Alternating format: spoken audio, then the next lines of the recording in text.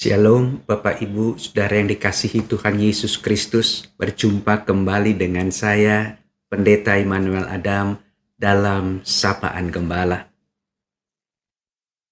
Saya bersyukur karena sampai hari ini, sampai saat ini, saya boleh berjumpa dengan Bapak Ibu Saudara sekalian.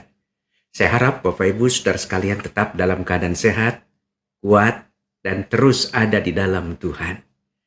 Bapak Ibu Saudara yang dikasihi Tuhan Yesus Kristus, sebelum kita merenungkan firman Tuhan dalam kesempatan ini, mari kita berdoa, kita mohon pimpinan Tuhan.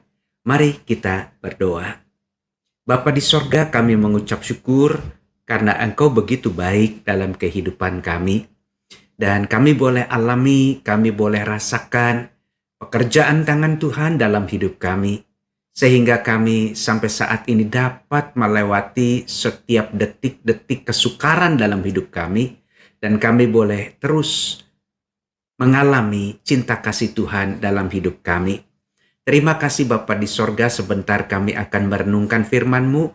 Kami rindu firman-Mu boleh menguatkan, meneguhkan, menuntun kami kembali dalam perjalanan bersama dengan Tuhan dan di jalan Tuhan. Terima kasih Bapa, dalam nama Tuhan Yesus kami boleh bersandar. Amin. Bapak Ibu Saudara yang dikasihi Tuhan Yesus Kristus, kita akan melanjutkan lagi sisa dari rangkaian karakter orang yang bahagia dari Injil Matius pasal yang kelima. Ada beberapa poin yang ingin saya sampaikan kepada Bapak Ibu sekalian dalam pertemuan saat ini. Kita akan belajar tentang orang yang suci hatinya. Di dalam Matius 5 ayat yang ke-8 dicatat demikian, berbahagialah orang yang suci hatinya, karena mereka akan melihat Allah. Ada beberapa orang yang mengatakan pada saya, bagaimana mungkin saya bisa menjadi orang yang suci, Pak Pendeta? Tidak mungkin yang namanya manusia itu bisa mengalami kehidupan yang suci. Kita masih tetap hidup dalam dunia yang kotor. Kita dipulihkan Tuhan, kita akan kembali tercemar oleh dunia ini. Baik Bapak Ibu, Saudara yang dikasihi Tuhan Yesus Kristus, apa yang dimaksud oleh Tuhan Yesus tentang suci hatinya di sini? Saudara, orang yang suci hatinya di sini adalah orang yang sudah dibersihkan dari kotoran dosa. Mereka adalah orang-orang yang sudah dibebaskan dari kuasa dosa. Jadi, saudara, orang yang suci hatinya di sini adalah orang-orang yang sungguh berharap pada Tuhan, yang datang pada Tuhan, yang menyembah Tuhan, yang selalu haus akan firman Tuhan, yang selalu rindu untuk hidup dalam damai sejahtera Tuhan. Nah, itu sebabnya, saudara, orang-orang yang seperti ini adalah orang-orang yang dibersihkan Tuhan hatinya, sehingga mereka mempunyai hati yang baru, hati yang tertuju pada Tuhan, hati yang sungguh-sungguh diarahkan pada Tuhan. Nah saudara, jadi saudara, orang yang suci hatinya sekali lagi adalah orang yang sudah dibersihkan dari kotoran dosa. Oleh siapa? Oleh Yesus. Saudara, saya teringat sekali saudara dengan ungkapan Tuhan Yesus, bahwa siapa yang ada di dalam Kristus, apalagi Rasul Paulus mengatakan mereka adalah ciptaan yang baru. Yang lama sudah berlalu. Itu sebabnya mengapa Tuhan Yesus mengatakan, mari kepadaku semua yang letih lesu dan berbeban berat. Tuhan mau memberikan hati yang baru, kekuatan yang baru, kesegaran yang baru. Tuhan mau membersihkan diri saudara yang kotor. Saudara, jadi jangan kembali kita mengatakan, Tuhan saya masih berdosa, Tuhan saya masih berdosa. Saudara harus katakan terima kasih Tuhan, Tuhan sudah pulihkan saya. Oleh karena itu berikan saya keberanian, kekuatan, kemampuan dan hikmat Tuhan supaya saya selalu berjalan di jalan Tuhan. Supaya saya tidak tercemar kembali oleh dosa. Nah saudara, itu sebabnya orang yang dibebaskan dari kotoran dosa, dibersihkan dari kotoran dosa adalah orang yang memang sudah bukan saja dibersihkan dari kotoran dosa, tapi juga dari sang penguasa dosa itu sendiri, saudara, yaitu si iblis.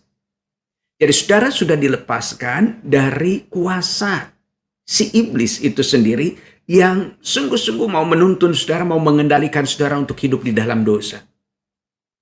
Itu sebabnya saudara, kita diharapkan Tuhan, dan itu menjadi sebuah kerinduan Tuhan, yaitu untuk melakukan yang bersih. Bukan saja sekedar ritual-ritual keagamaan, tetapi juga respon kita terhadap setiap keadaan, setiap menghadapi persoalan hidup, kita selalu meresponnya dalam pikiran yang bersih, dalam hati yang bersih, tidak tercemar oleh dosa. Saudara, itu menjadi kerinduan Tuhan. Kerinduan Tuhan adalah saudara sama seperti Tuhan. Jadi orang yang belajar untuk selalu bersikap merespon setiap keadaan dalam pikiran yang bersih, hati yang bersih, adalah orang yang mempunyai kerinduan yang sama dengan Tuhan. Yaitu pikiran dan tindakan kita seperti Tuhan. Seperti yang Tuhan ajarkan. Nah saudara, firman Tuhan mengatakan justru orang-orang yang suci hatinya yang seperti ini adalah orang-orang yang bisa berjumpa dengan Tuhan. Mereka bisa hidup intim bersama dengan Tuhan. Saudara, dalam Mazmur 24 ayat yang ketiga sampai dengan yang kelima. Saya bacakan untuk saudara. Mazmur 24 ayat 3 sampai 5. Siapakah yang boleh naik ke atas gunung Tuhan? Jadi siapakah yang bisa bertemu dengan Tuhan? Gunung gambaran tempat keberadaan Tuhan. Siapakah yang boleh berdiri di tempatnya yang kudus? Orang yang bersih tangannya dan murni hatinya, yang tidak menyerahkan dirinya kepada penipuan dan yang tidak bersumpah palsu. Dialah yang akan menerima berkat dari Tuhan dan keadilan dari Allah yang menyelamatkan dia. Jadi saudara, menurut Mazmur pasal yang ke-24, siapa yang bisa berjumpa dengan Tuhan? Siapa yang bisa bergaul erat dengan Tuhan? Siapa yang bisa ditopang Tuhan? Dan siapa yang mendapat berkat dari Tuhan adalah mereka yang bersih tangannya dan murni hatinya. Jadi suci hatinya, demikian juga tindakan-tindakan itu lahir dari hati yang bersih. Kalau hatinya kotor, pasti tindakan-tindakannya juga kotor. Walaupun kata-katanya manis, kata-katanya tidak kotor, saudara. Namun kalau hatinya kotor, maka tindakannya, sikapnya, responnya terhadap setiap keadaan kotor. Ya. Nah, saudara yang dikasihi Tuhan Yesus Kristus, dialah yang mendapat berkat-berkat Tuhan, yaitu ya hatinya bersih dan respon atau tindakannya bersih.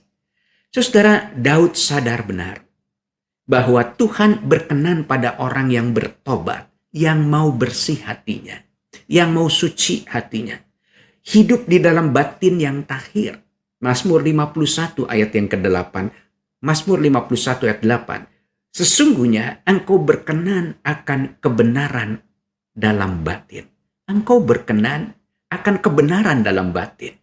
Dan dengan diam-diam engkau memberitahukan hikmat kepadaku. Kalau hatinya bersih dan mau dibersihkan Tuhan, maka Tuhan akan memberikan hikmat kepada saudara untuk bisa berpikir tentang hal-hal yang bersih. Itu sebabnya Daud mengatakan, jadikanlah hatiku tahir ya Allah, dan perbaharuilah batinku dengan roh yang teguh. Saudara, jadi bagi Yesus kesucian adalah bagian dalam, yaitu batin kita. Dan kesucian juga adalah bagian ritual kita. Batin yang bersih akan berdampak pada tindakan-tindakan ritual yang bersih. Bukan ritual yang asal-asal dijalankan, yang tidak keluar dari hati. Karena hukumnya begitu, ya sudahlah, saya akan lakukan itu. Saudara, itu nggak benar, saudara ya.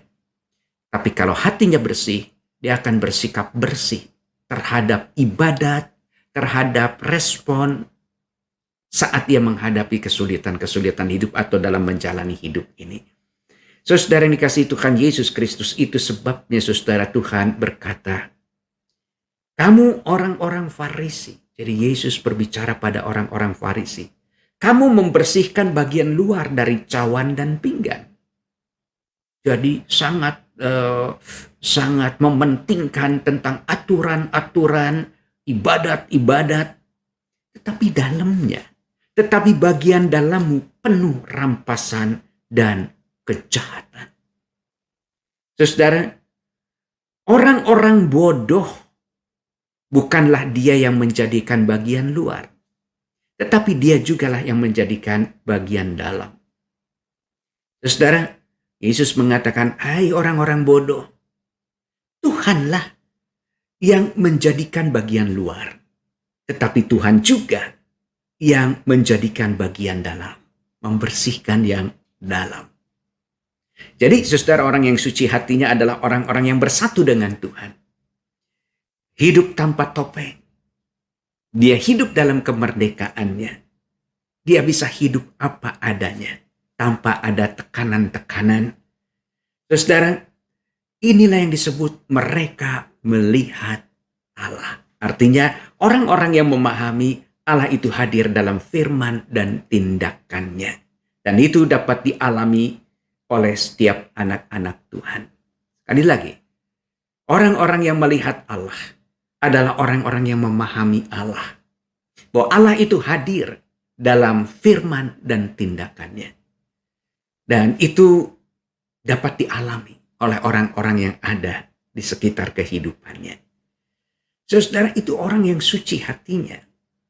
Dan Tuhan Yesus mengatakan orang-orang seperti ini adalah orang-orang yang berbahagia. Selanjutnya, saudara, orang-orang yang suci hatinya adalah orang-orang yang akan membawa damai. Dalam Matius 5 ayat yang ke-9, berbahagialah orang-orang yang membawa damai, karena mereka akan disebut anak-anak Allah. Saudara, siapa yang dimaksud dengan orang-orang yang membawa damai? Saudara, orang-orang yang membawa damai di sini adalah orang-orang atau pengikut-pengikut Kristus yang dalam hidupnya membawa damai di tengah-tengah kehidupan masyarakat maupun dalam kehidupan bergereja. Nah, saudara, orang-orang yang membawa damai ini adalah orang-orang yang mengalami damai dalam hidupnya.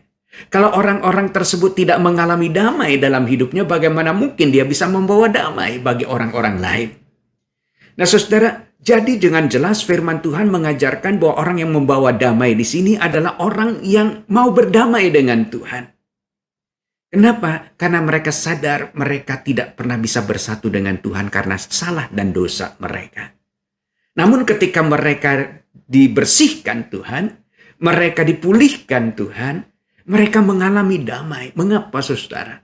Karena di antara mereka dengan Tuhan tidak ada lagi jarak. Di antara mereka dengan Tuhan tidak ada lagi ganjalan-ganjalan dosa.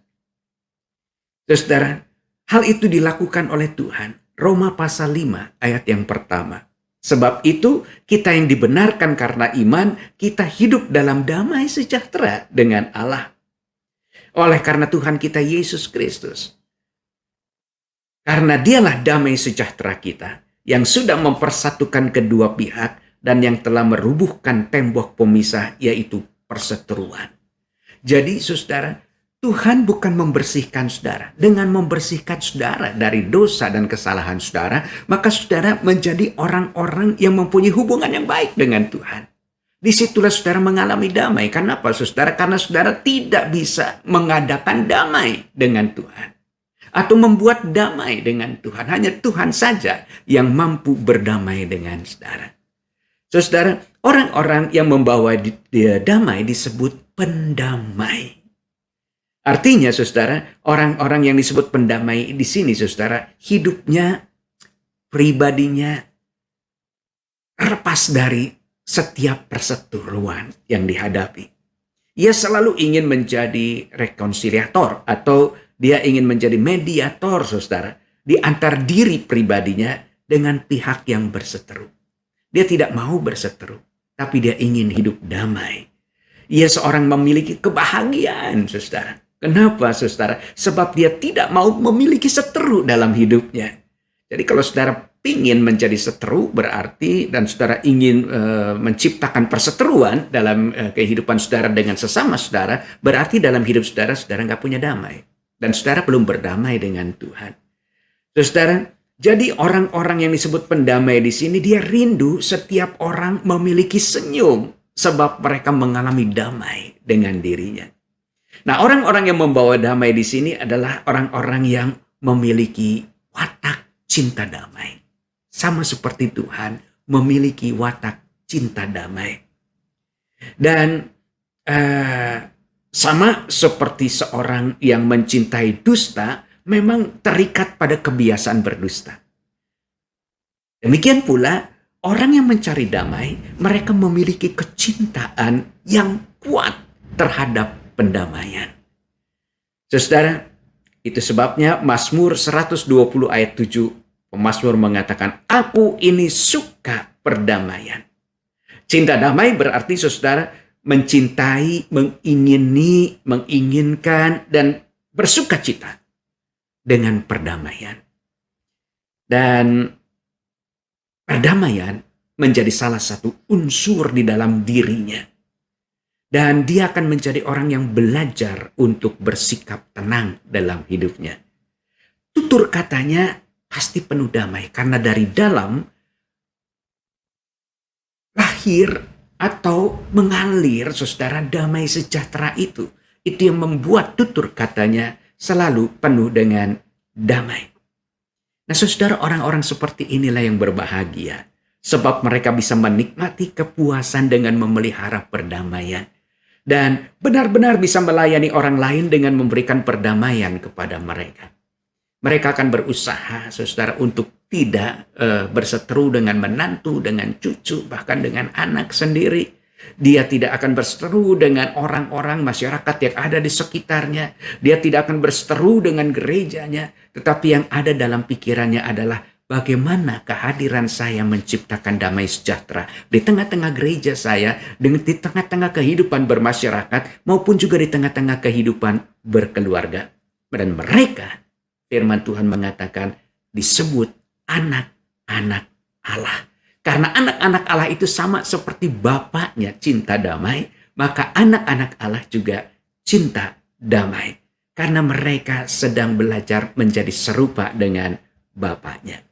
Nah, orang-orang yang seperti ini, saudara, yang mempunyai karakter miskin di hadapan Allah, artinya mereka yang bersandar pada Tuhan, mereka yang siap untuk melepaskan nafsu-nafsu kedagingannya, tetapi lebih mendahulukan Tuhan. Mereka yang sungguh-sungguh hidupnya itu mencari firman Tuhan, mencari kehendak Tuhan. Mereka yang sungguh-sungguh mau datang pada Tuhan, mau menyucikan hatinya, mau hidup bersih di hadapan Tuhan, dan mau dibersihkan Tuhan. Dan mereka adalah orang-orang yang membawa damai dalam hidup ini. Mereka pasti tidak disukai oleh dunia ini. Itu sebabnya, saudara, dikatakan berbahagialah orang yang dianiaya oleh sebab kebenaran. Karena mereka yang mempunyai kerajaan sorga. Karena saudara melakukan yang benar sesuai dengan firman Tuhan, enggak banyak orang dunia yang menyukai saudara. Jadi jangan harap saudara datang ke tengah-tengah dunia dan orang-orang dunia mengatakan, I like you. Ya, jadi melike saudara. Jangan harap. Karena dunia punya ukuran sendiri tentang kebenaran. Dan mereka mungkin tidak sejahtera hidup dalam kebenaran Kristus. Itu sebabnya, saudara, orang-orang yang hidup di dalam Kristus, jelas mereka adalah orang-orang yang belajar hidup benar sesuai dengan ajaran dan titah Tuhan. Mereka adalah orang-orang yang akan dianiaya. Saudara yang dikasihi Tuhan Yesus Kristus, mereka dianiaya, diburu, dikejar, dibunuh, bahkan mereka itu bagaikan binatang yang berbahaya, saudara. Dicari-cari untuk dibinasakan. Saudara, begitu banyak nabi-nabi pada zaman dahulu. Mereka dikejar-kejar karena salib Kristus. Begitu banyak murid-murid Tuhan, anak-anak Tuhan, yang hidup benar di hadapan Tuhan, mereka disingkirkan dari dunia kerja, dari jabatan yang ditahan, ya tidak bisa naik-naik jabatan lagi. Kemudian mereka juga mungkin diberikan halangan-halangan, hambatan-hambatan dalam hidupnya. Tapi apa yang terjadi dalam hidup orang-orang yang terus hidup di dalam Tuhan? Tidak ada satu kuasa apapun yang mampu untuk menahan berkat Tuhan dalam hidup mereka. Tuhan masih tetap berikan kepada mereka kesehatan, kekuatan, bahkan kemampuan untuk terus-menerus berbuat baik. Luar biasa, saudara. Dan mereka tetap menjadi terang, dan mereka boleh menjadi garam Tuhan di tengah-tengah kehidupan yang sangat sulit ini. Saudara, mereka meninggalkan saudara, tapi saudara tidak pernah ditinggalkan oleh Tuhan. Mereka dicela dan dianiaya dan difitnahkan segala yang jahat. Namun semua tidak menghancurkan hidup mereka. Saudara yang dikasihi Tuhan Yesus Kristus, orang-orang yang seperti ini, saudara, dikatakan mereka melakukannya karena kebenaran Allah. Mereka mau menderita karena kebenaran Allah. Saudara, Yesuslah kebenaran itu sendiri. Jadi ketika mereka menolak saudara hidup dalam kebenaran, sebenarnya Kristuslah yang mereka tolak. Bukan kehadiran saudara, tapi ajaran Kristus. Sikap Kristus yang sungguh-sungguh diimani oleh saudara.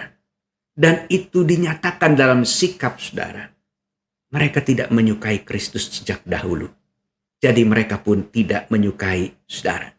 Namun firman Tuhan mengajarkan bahwa penghiburan itu diberikan, disediakan bagi orang-orang kudus yang menderita. Saudara, saya teringat saudara Lukas 16 ayat 25. Dikatakan mereka berbahagia sebab sekarang selagi masih hidup mereka menerima segala yang buruk. Dan menerimanya karena sesuatu yang baik. Mereka berbahagia karena ini merupakan kehormatan bagi mereka untuk bisa melakukan yang terbaik bagi Allah. Saudara, mereka akan dapat upah, kata firman Tuhan. Kerajaan sorga akan menjadi milik mereka. Pada masa sekarang, mereka sudah mendapat kepastian kerajaan sorga itu. Makanya dikatakan upahmu besar di sorga. Saudara, sedemikian firman Tuhan yang boleh saya sampaikan kepada saudara pada saat ini. Berbahagialah orang yang suci hatinya. Berbahagialah orang yang hidup benar di hadapan Tuhan, menciptakan damai sejahtera di hadapan Tuhan. Dan berbahagialah mereka yang siap untuk menerima konsekuensi dari kehidupan yang baik di mata Tuhan. Seperti yang Tuhan kehendaki. Jangan takut. Jangan malu untuk dicela dan dianiaya. Jalani hidup ini, Tuhanlah penopangmu, Tuhanlah sandaranmu. Dialah sumber hidup dan sumber berkat dalam hidup saudara. Amin. Mari Bapak Ibu saudara sekalian kita berdoa, mengucap syukur untuk firman yang luar biasa hari ini.